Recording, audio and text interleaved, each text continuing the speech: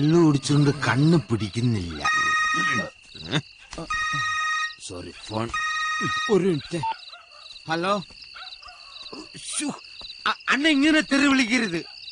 ശരി, എന്നാ ഞാനും കൂടെ ചേർന്ന് തന്നെ സുധാകരന് നിങ്ങളുടെ കൈ 50,000 രൂപ വാങ്ങിച്ചു കൊടുത്തത്.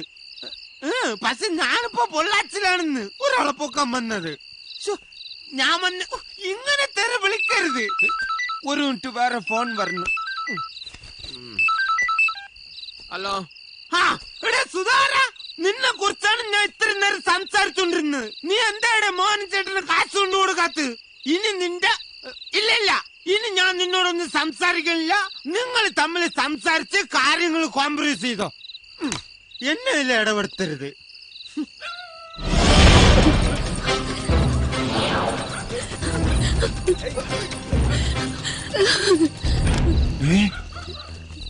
അച്ചു, അവള്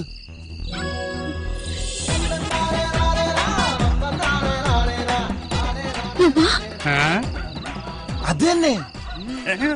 അതിലല്ല, ഇത് എന്നെന്നും.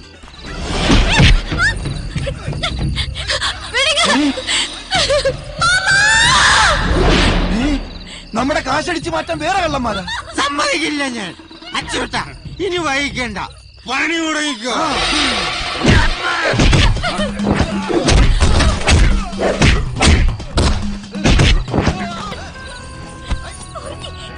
കിട്ടിയാ ഇട്ടോ? വാ പോകാം, വാ വേഗം വാ, പോവാം, വേഗം വാ. നോക്കേ, പണയപ്പണ്ട മുഴുവൻ അവളുടെ ദേഹത്താ. വേഗം ചെന്ന് പൊക്ക്, വേഗം ചെന്ന് അവളെ പൊക്കാൻ.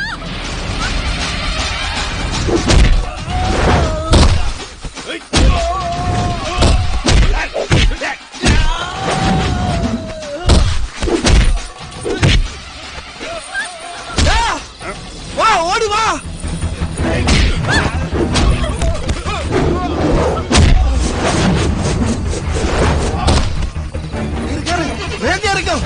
പീതാംബര, വണ്ടി എടുത്തോ. അവനൊന്നും കൊടുത്തേര്. വണ്ടി വെള്ളപ്പ അവന് കൊടുത്തു. ഒരു 10 മാസത്തിലേക്ക് അവിടെ ഒരെണ്ണം കൊടുത്തേ. പാവം, അവന് മതി മതി മതി, യുദ്ധം കഴിഞ്ഞു.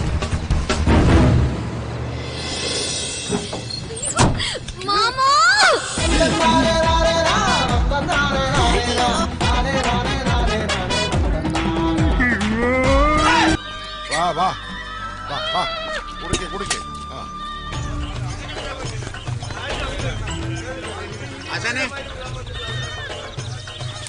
നാട്ടുകാരെ പേടിച്ച് അച്ചു നാട്ടിൽ നിന്ന് മുങ്ങിയെന്നൊരു ന്യൂസ് കേട്ടല്ലോ. അച്ചു മുങ്ങിയാലേ ഞങ്ങളിവിടെ പണയം വെച്ച സ്വർണത്തിന് ആശാൻ സമാധാനം പറയേണ്ടി വരും. ഇതിപ്പോ നാട്ടുകാരുടെ മൊത്തം ഒരു പ്രശ്നമായതുകൊണ്ട് ഞങ്ങൾ എല്ലാരും കൂടെ കൂടി ഒരു ജനകീയ കമ്മിറ്റി ഉണ്ടാക്കിയിരിക്കാം. ഞാനേ അതിന്റെ കൺവീനർ. ഓഹോ, അതിനും നിങ്ങളൊരു കമ്മിറ്റി ഉണ്ടാക്കിയോ? നല്ല കാര്യം. അച്ചു എങ്ങോട്ട് മുങ്ങിയൊന്നുമല്ല, നിങ്ങളുടെയൊക്കെ പ്രശ്നങ്ങൾക്ക് പരിഹാരം ഉണ്ടാക്കാൻ പോയതാ.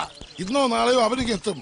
ഇന്നത്തെ സ്വർണ്ണവില അനുസരിച്ച് നഷ്ടപ്പെട്ട സ്വർണത്തിന് ഞങ്ങളൊരു വില നിശ്ചയിച്ചിട്ടുണ്ട്. ഞങ്ങൾ ഇവിടുന്ന് മേടിച്ച പണവും പലിശയും കഴിച്ചിട്ടുള്ള കണക്കാ. 1,40,000 രൂപ തന്നാലേ അച്ചുവിന് ഞങ്ങളോടുള്ള ബാധ്യത തീരൂ. ആശാൻ കൂടി അറിഞ്ഞിരിക്കാൻ വേണ്ടിയാ ഞങ്ങളിത് പറഞ്ഞുകൊണ്ടിരിക്കണേ.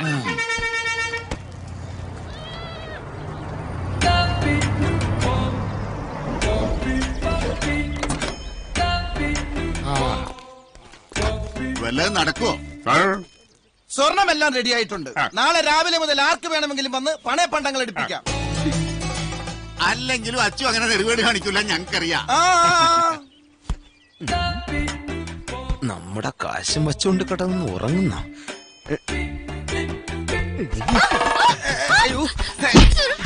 എന്റെ മുടിന്ന് വിടുവല്ലേ, തലയെത്തിയെന്ന് പറയാൻ വിളിച്ചതാ. സത്യം പറഞ്ഞ ഇപ്പഴാ ടെൻഷൻ മാറിയത്. ഏതായാലും കാര്യമൊക്കെ ഭംഗിയായല്ലോ.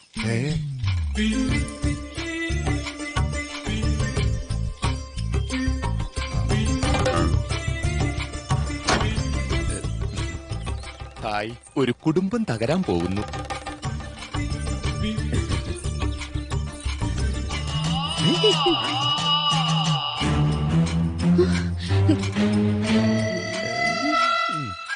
മോള് ഏതാ? ഇവര് താലി കെട്ടിയ പൊണ്ടാട്ടി.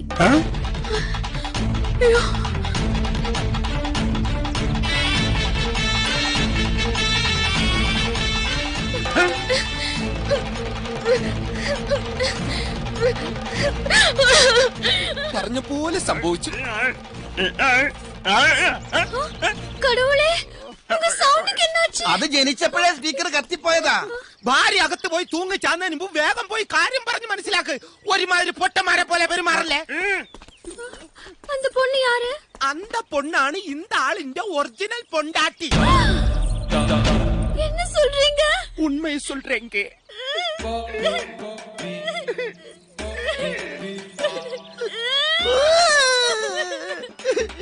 എടാ ചന്ദ്ര, കുട്ടികളില്ലാഞ്ഞിട്ട് അച്ചു രണ്ടാമത് കെട്ടിയാണല്ലേ ഈ പെണ്ണിനെ? താനെന്താ രണ്ടാം കെട്ടിന് സദ്യ ഉണ്ണാൻ വന്നതാ? പോടവിടുന്ന്.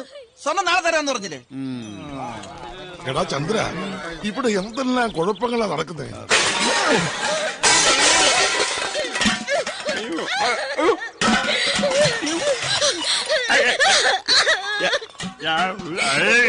വേണ്ട, എനിക്കൊന്നും കേക്കണ്ട. എനിക്കെല്ലാം മനസ്സിലായി.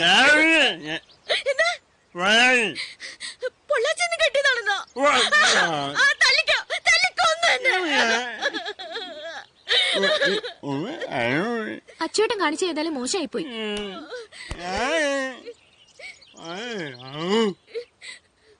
അപ്പുവേട്ടൻ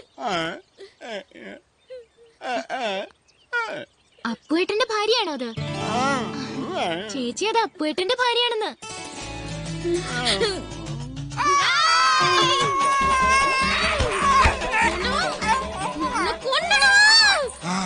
ആശാനെ, അടുത്ത ബാലയിൽ ഭദ്രകാളിയാക്കാൻ പറ്റിയ പെണ്ണ. ധാരികനായിട്ട് ഇവനും കറക്റ്റാ. എക്സ്പ്രഷൻ കണ്ടില്ലേ? ഓ മോളെ, അവനെ വധിക്കണ്ട, വിട്ടേക്ക്. നീ എന്നെ ഏമാത്തി കിഡ്നാപ്പ് പണിയാടാ.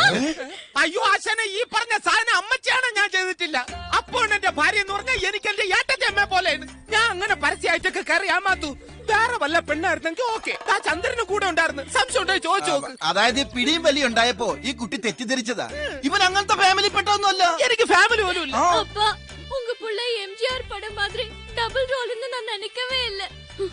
டேய் ஒரிജിനൽ എങ്ങടാ? ഞാൻ എടുത്തില്ല. എൻ പുരുഷൻ എങ്ങടാ? പൊള്ളാച്ചിലുണ്ടാവും. മോള് വിഷമിക്കണ്ട. നീ ഇവിടെ ഉണ്ടെന്നറിഞ്ഞാൽ ബ്രഹ്മാസ്ത്രം പോലെ അവനിങ്ങെത്തും. ഏതായാലും നീ വലതുകാല വെച്ചുകാരുടെ കുടുംബത്തെ തന്നെയാണല്ലോ വന്നിരിക്കുന്നത്. അതുകൊണ്ട് സന്തോഷമായിട്ടിരിക്കും. അപ്പോൾ എവിടെ ഉണ്ടെങ്കിലും ഈ അളിയൻ ഓടിച്ചിട്ട് പിടിച്ചുകൊണ്ടുവന്ന് തരും. എന്റെ പെങ്ങൾ ഹാപ്പി ക്രിസ്മസ് ആയിട്ടിരിക്കും. കൊണ്ടുവന്ന് തരും പറഞ്ഞാ കൊണ്ടുവന്ന് തരും. അപ്പോണ്ണം തന്ന പണം എല്ലാം ബാഗിലുണ്ടല്ലോ. എന്നാ പിന്നെ മോള് വലതുകാലം വെച്ച് ഐശ്വര്യമായിട്ട് കയറിക്കോളൂ.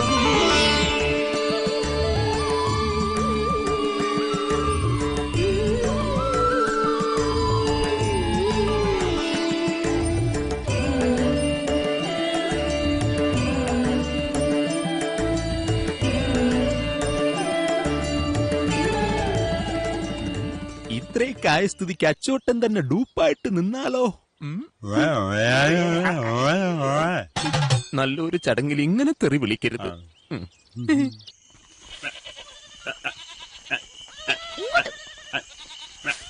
എവിടെ ഓടുന്നു?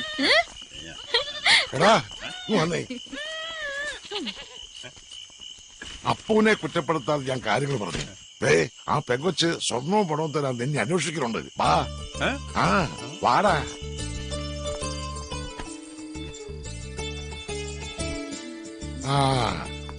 വാങ്ങപ്പാ. മോളെ ആഭരണങ്ങളൊക്കെ ഊരി അച്ചൂര് കൊടുക്ക്. இந்த ஆர்னமெண்ட்ஸ் எல்லாம் ரோல்டு கோல்டு தான். ஒரிஜினல் கோல்டு உள்ள இருக்கு. ஒரு நிமிஷம்.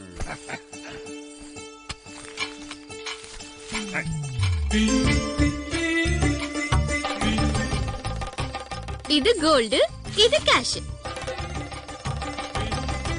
അല്ല, ഇതേ ഉള്ളൂ. இதா மாமா பிறந்த நாளைக்கு கிஃப்டா தந்த கேஷும் கோல்டும். இந்த கேஷ் பட்டு சேலை வாங்குறதுக்கு எனக்கு கொடுத்தாரு. பரவாயில்ல, எடுத்துக்கோ. உங்க ப்ராப்ளம்லாம் முடியட்டும். എടാ ഞാൻ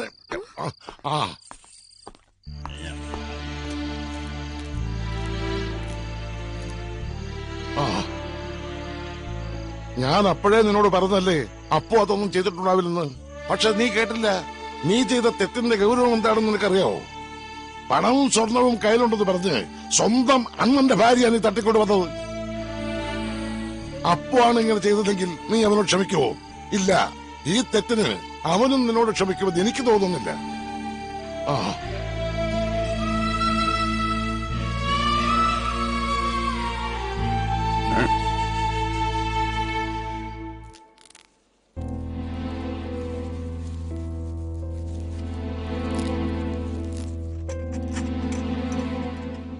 ഏതായാലും അച്ചു ചെയ്തത് ഒരു തരത്തിൽ നിനക്ക് ഉപകാരമായെന്ന് ഞാൻ പറയും. എന്തുപകാരം? കുട്ടികളില്ലാഞ്ഞിട്ട് അച്ചു തേൻമൊഴിയെ രണ്ടാമത് കെട്ടിന്നാ നാട്ടിലൊക്കെ പാട്ടായിരിക്കുന്നത്. നാട്ടുകാരെന്ത് വേണമെങ്കിലും പറഞ്ഞോട്ടെ, നീ വെറുതെ എരുതി എണ്ണ ഒഴിക്കല്ലേ ഗോവിന്ദ. അവൻ എന്ത് പോക്കൃത്തരം കാണിച്ചാലും ന്യായീകരിക്കാൻ ആളുണ്ട്.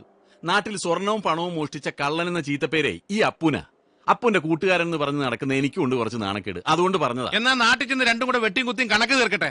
അതിന് തന്നെയാ പോകുന്നത്. എന്നെ കള്ളനാക്കിട്ട് എന്റെ പെണ്ണിനെ ഇവിടെ നിന്ന് അടിച്ചോണ്ട് പോയതിനെ പിന്നെ ഞാൻ വെറുതെ വിടണം?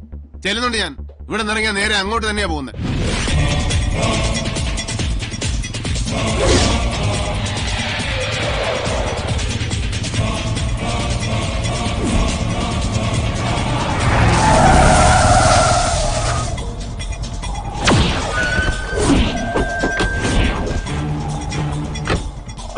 വണ്ടി ഇങ്ങനെ ക്രോസ് വന്ന് നിർത്തിയത് കൊണ്ട് ഒരു വഴക്കുണ്ടാക്കാൻ വന്നതാണെന്ന് നീ വിചാരിക്കരുത്. നമ്മുടെ പഴയ കൂട്ടുകച്ചവടത്തിൽ ഞാൻ നിനക്ക് കുറച്ച് കാശ് തരാനുണ്ട്. അത് തരാൻ വേണ്ടി വന്നതാ. ശിവ,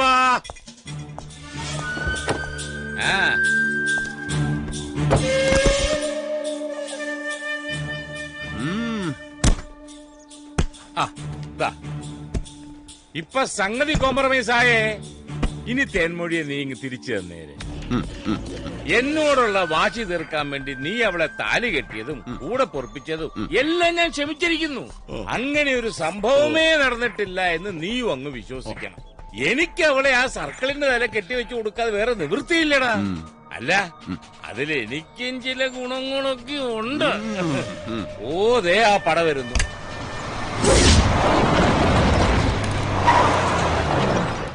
അയാളോട് ഞാൻ പറഞ്ഞിരിക്കുന്നത് കാശിനു വേണ്ടി നീ അവളെ തട്ടിക്കൊണ്ടുപോയെന്നാണ്. അല്ലാതെ നീ അവളെ താലികെട്ട് കാര്യമൊന്നും അയാൾക്ക് അറിഞ്ഞുകൂടാ. അതുകൊണ്ട് അത് അങ്ങനെ തന്നെ ഇരുന്നാ മതി. തേൻമൊഴി എങ്കടാ? ഷർട്ട് ചുളുക്കല്ലേ സാറേ? ചുളുങ്ങിയാ പിന്നെ തേച്ച് തരേണ്ടി വരും. തേച്ച് തന്നില്ലേ ഞാൻ തേപ്പിക്കും. வேணாம் சார், காசு கொடுத்து ப்ராப்ளம் எல்லாம் சால்வ் பண்ணிட்டேன் சார். இந்த ஆளு நம்ம பொண்ணே பத்திரமா ஒரு லேடிஸ் ஹாஸ்டலில் தங்க வச்சிருக்க. ഒരു പോറൽ പോലും വെളുക്കാതെ ശീഘ്രമായി ഇവൻ തിരുപ്പി കൊണ്ടുവരും. കാശ് കിട്ടിക്കഴിഞ്ഞാ പിന്നെ നമുക്ക് എന്ത് പ്രശ്നം സാറേ? അവളെ ഉടനെ ഇവിടെ തന്നേക്കാം. എന്നിട്ട് നിങ്ങളുടെ കല്യാണം നടത്തി കല്യാണത്തിന് പായസം വിളമ്പിട്ട് ഞാൻ അവിടെ നിന്ന് പോകും. അല്ലെങ്കിൽ ഇന്നത്തെ ഒരു രാത്രിയോട് കഴിഞ്ഞിട്ട് വിട്ടാൽ മതിയാ. പെട്ടെന്ന് അങ്ങനെ വിടാൻ മനസ്സ് വരുന്നില്ല. അതുകൊണ്ടാ. പോട്ടെ സാർ, ഒരുപാട് ആഗ്രഹിച്ചല്ലേ. പിന്നെ നിങ്ങളുടെ കല്യാണം കഴിഞ്ഞ് ജനിക്കുന്ന കൊച്ചിന് എന്റെ മുഖച്ചായ ഉണ്ടെന്ന് പറഞ്ഞല്ല കുറ്റം പറയരുത്. അത് പാലക്കാട്ടിൽ നിന്ന് വീശുന്ന ഒരു പ്രത്യേകതരം കാറ്റിന്റെ സമ്പർക്കം മൂലമാണെന്ന് വിചാരിച്ചാൽ മതി. എടാ കണാപ്പ, ഞാൻ താലി കെട്ടി എന്റെ ഭാര്യയാണ് നിന്റെ തലയിൽ കെട്ടിവെക്കാൻ നോക്കുന്നത്. ഉരിയില്ല തേൻമൊഴി, ഞാൻ താലി കെട്ടിന ഏൻ പൊണ്ടാട്ടി. എന്താണ് എന്നെ ഏമാത്ത പാക്കറായ മുട്ടാൾ.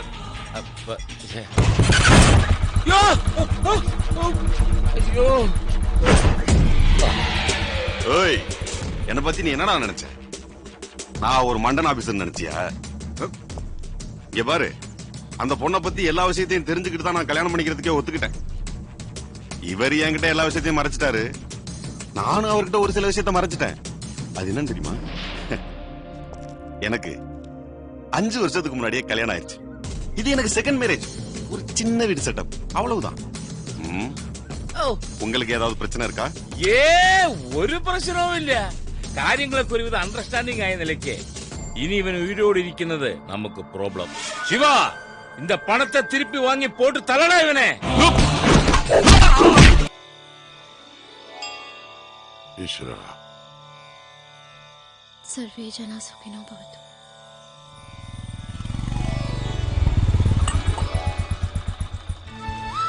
மாமா போங்க மாமா. இத்தனை நாள் எங்க போயிட்டீங்க? நான் நீங்க நினைச்சு உங்க தம்பி கூட ഓടി വന്നിട്ട്. ഒരു കല്യാണം കഴിക്കുമ്പോ മിനിമം സ്വന്തം തന്തയെങ്കിലും അറിയിക്കണ്ടേ? അതങ്ങനെ അറിയിക്കുന്നതിന് മുമ്പ് പൊട്ടം കഴിവർ ഇവളെ അടിച്ചോണ്ട് ഇങ്ങോട്ട് പോന്നില്ലേ? എവിടെ കള്ളപ്പ നീന്നവനെ ഞാൻ കൊല്ലും. അവനിവിടെ ഇല്ല. ശിവകാശിയില് മാലയുടെ നോട്ടീസ് എടുപ്പിക്കാൻ പോയിരിക്കുക. ലക്ഷ്മി ആണെങ്കിൽ അമ്മൂനെയും കൂട്ടി അവളുടെ വീട്ടിലേക്ക് പോയി. എന്നാ അച്ഛൻ അവന്റെ ഫോട്ടോ വെച്ചൊരു നോട്ടീസ് കൂടെ അടിച്ചോ, പാവന സ്മരണയ്ക്കെന്ന് പറഞ്ഞു. அவரு பாவம் மாமா, என்கிட்ட நிறைய வாட்டி மன்னிப்பு கேட்டுட்டாரு, விட்டுடுங்களேன். എടാ, ചെയ്ത തെറ്റിന് ഇവളോട് അവൻ ഒരുപാട് മാപ്പ് പറഞ്ഞു. ഇനിയും നീ അവനെ ദ്രോഹിക്കരുത്. ഓ, ദ്രോഹങ്ങൾ ചെയ്യുന്നത് ഞാൻ മാത്രം. അത് പണ്ടും അങ്ങനെയാണല്ലോ. പിന്നെ പോലീസുകാർ ആരെങ്കിലും അന്വേഷിച്ച് ഇവിടെ വന്നാ ഞാൻ ഇവിടെ വന്നിട്ടേ ഇല്ല. ഇവിടെ പൊട്ടം മാത്രമേ ഉള്ളൂ. മനസ്സിലായോ? എന്താടാ, നീ ഇവിടെ വല്ല കുഴപ്പമോ കാണിച്ചിട്ടാണോ വന്നേ? അത് ഈ തമിഴ്നാട് പോലീസിന് ഇടയ്ക്കിടയ്ക്ക് എന്നെ കണ്ടില്ലെങ്കിൽ ഉറക്കം വരികയില്ല, അതുകൊണ്ടാ. തൽക്കാലം നീ പോയി കുളിച്ചു വല്ല കഴിക്ക്. மாமா, அங்க என்ன பிரச்சனை? അങ്കെ എന്നെ പ്രശ്ന, നിന്റെ ചിറ്റപ്പന്റെ മകനാ ശിവരാജനല്ലേ, അവനെ ഷൂട്ട് ചെയ്തു ചത്തോന്ന് അറിഞ്ഞൂടാ. தேங்க்ஸ் மாமா. அடுத்த வாட்டி அந்த இன்ஸ்பெக்டரையும் ஷூட் பண்ணிடுங்க. നീ താണ്ടി ഉണ്മயான പൊണ്ടാട്ടി.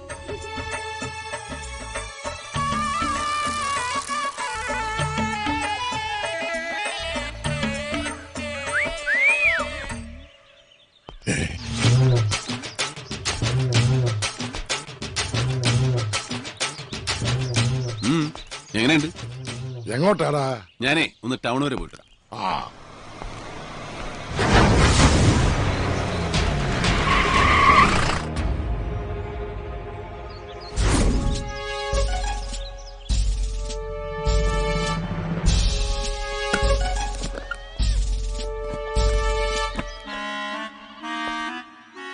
തമിഴ്നാട് പോലീസിന്റെ ഇൻഫോർമേഷൻ കിട്ടിയിട്ട് വന്നതാ. വധശ്രമത്തിന്റെ പേരിൽ ഒരു അറസ്റ്റ് വാറണ്ടുണ്ട്. നിനക്കല്ല, നിന്റെ അണ്ണനില്ലേ പൊള്ളാച്ചിൽ അപ്പു, അവനി.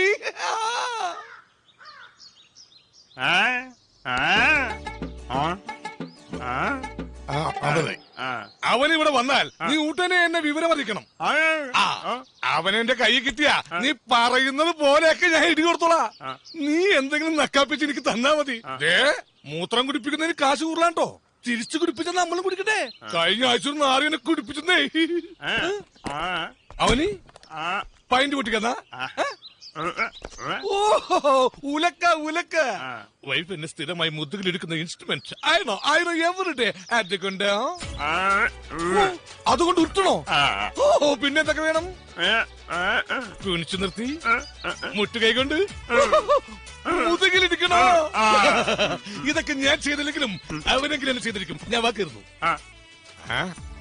എന്താണ് പുളുന്താനാശാന്റെ ഒരു മൗനവ്രതം? ചത്തോ? മോന്റെ കൂടെ തന്തനെയും പൊക്കണോ ഞാൻ? മിണ്ടാതിരുന്നാലും എന്തിനാ ശ്യാമള വെറുതെ മെക്കിട്ട് കയറുന്നത്? യൂണിഫോം ഇട്ട് കഴിഞ്ഞാൽ അറിയാതെ പലതും തികട്ടി വരും.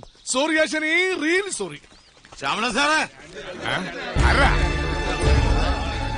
ശ്യാമള സാർ ഇവിടെ ഉള്ളത് നന്നായി. ഈ അച്ചു ഞങ്ങളോട് പറഞ്ഞ അവധിയെല്ലാം കഴിഞ്ഞിരിക്കുക. ഇന്ന് കാവിലെ കൊടിയേറ്റി കഴിഞ്ഞു.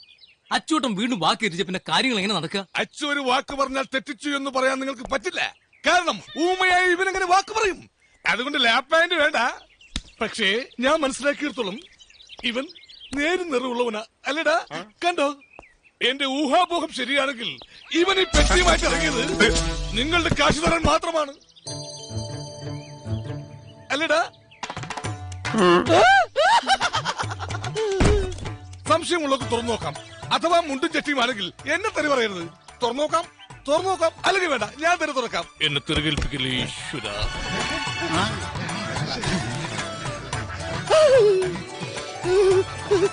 കാശി, കാശി. ഞാൻ പറഞ്ഞില്ലേ കാശായിരിക്കും. അച്ചു, ഇത് കൂടുതലുണ്ടല്ലോ. ഞങ്ങളുടെ സ്വർണത്തിന്റെ കാശായിരിക്കും അല്ലേ?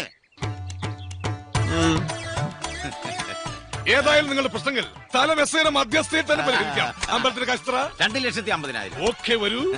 ഞങ്ങളുടെ കാശ് എല്ലാവർക്കും തരാം. എന്റെ കാശല്ലല്ലോ. എന്നെ വെക്കോളൂ. കുറവാൻ സെറ്റിൽ.